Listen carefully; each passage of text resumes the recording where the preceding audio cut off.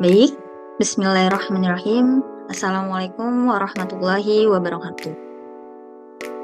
Yang terhormat kepada Pak Eko selaku dosen mata kuliah di SKB ini.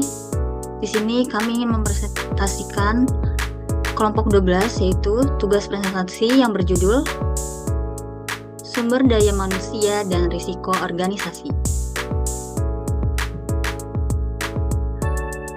yang dibuat oleh anggota yaitu saya sendiri, Tasya Marani, dan juga rekan saya, Raihan Hafif Kamal.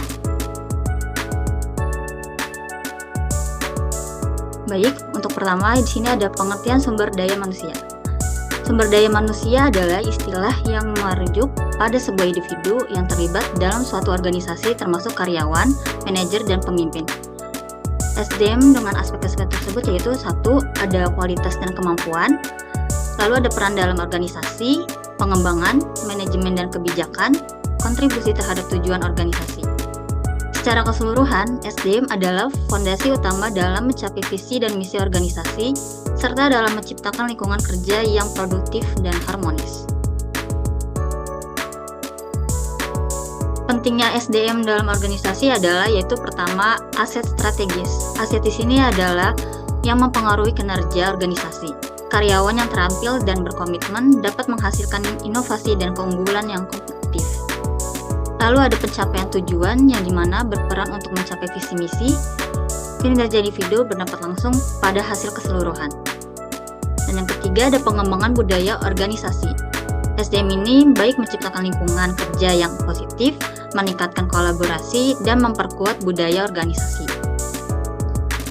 Adaptasi terhadap perubahan juga itu merupakan karyawan terlatih dan fleksibel untuk membantu organisasi beradaptasi dengan perubahan pasar dan teknologi. Dan yang terakhir ada tingkat kepuasan pelanggan. Karyawan yang puas dan termotivasi cenderung akan memberikan layanan yang lebih baik dan meningkatkan kepuasan pelanggan.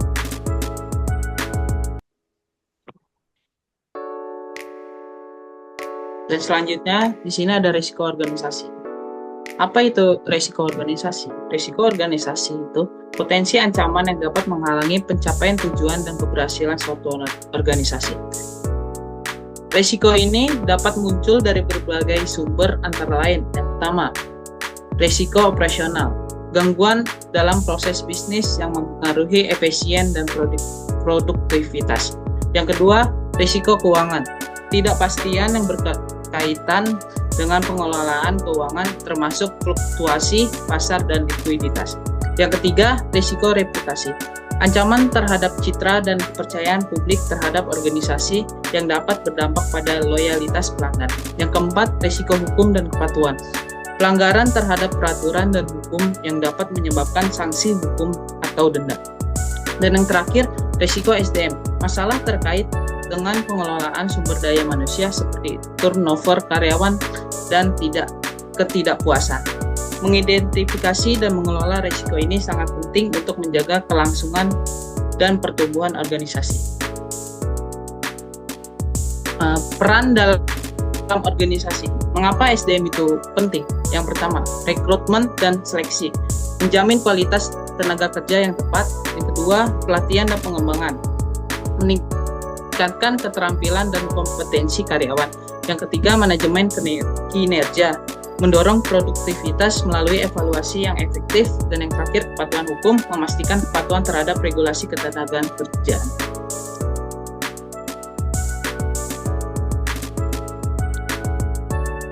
Selanjutnya ada jenis risiko organisasi. Risiko organisasi itu ada dibagi dua, menjadi risiko operasional dan risiko finansial. Apa itu risiko operasional? Risiko yang muncul dari ketergantungan pada sistem, proses, atau sumber daya yang mendukung operasi sehari-hari.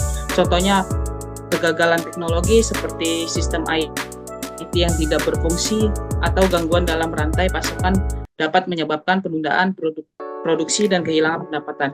Dan risiko finansial itu adalah ketidakpastian yang berkaitan dengan kondisi ekonomi dan pengelolaan keuangan organisasi. Contohnya likuiditas rendah, di mana organisasi tidak memiliki cukup dana untuk memenuhi kewajiban jangka pendek dapat mengakibatkan kesulitan dalam operasi dan potensi kebangkrutan.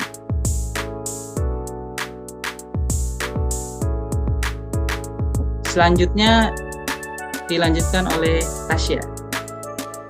Lalu di sini ada hubungan sumber daya manusia dan risiko organisasi. Yang dimana di sini ada 3 jenis. Yang pertama itu pengelola karyawan. Pengelola karyawan di sini dikelola dengan baik, termasuk dalam hal rekrutmen, pelatihan, dan pengembangan, dapat mengurangi risiko turnover tinggi. Jadi ketika karyawan merasa dihargai dan memiliki peluang untuk berkembang, mereka cenderung lebih loyal dan tidak mudah berpindah ke perusahaan lain yang membantu menjaga stabilitas operasional. Lalu yang kedua ada kebijakan dan prosedur. Kebijakan di sini yaitu yang terjelas dan terstruktur mengenai hak dan kewajiban karyawan dapat mencegah konflik internal. Dengan adanya pedoman yang baik, karyawan memahami ekspektasi dan tanggung jawab mereka, sehingga mengurangi kemungkinan terjadinya perselisihan yang dapat menimbulkan risiko hukum dan merusak hubungan kerja. Dan yang terakhir ada budaya kerja positif, yang dimana karyawan di sini itu mendorong kolaborasi, keterbukaan, dan penghargaan dapat meningkatkan loyalitas karyawan. Serta karyawan juga merasa nyaman terlibat dalam lingkungan kerja yang mendukung, cenderung lebih produktif, dan enggan meninggalkan organisasi. Pada gilirannya itu mengurangi risiko terkait dengan turnover dan ketidakpuasan. Dengan demikian, pengelola sumber daya manusia yang efektif berperan penting dalam mengurangi berbagai risiko yang dihadapi organisasi.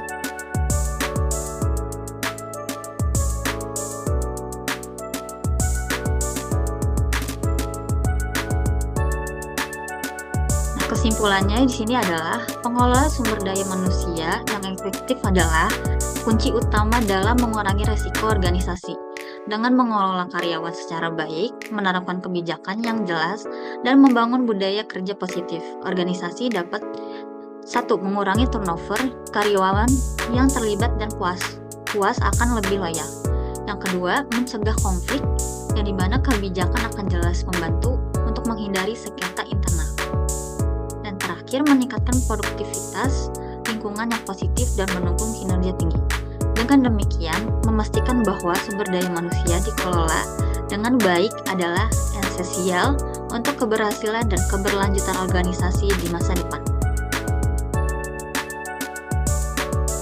Sekian dari kelompok kami. Mohon maaf apabila ada kurangnya. Terima kasih. Wassalamualaikum warahmatullahi Wassalamualaikum warahmatullahi wabarakatuh. wabarakatuh.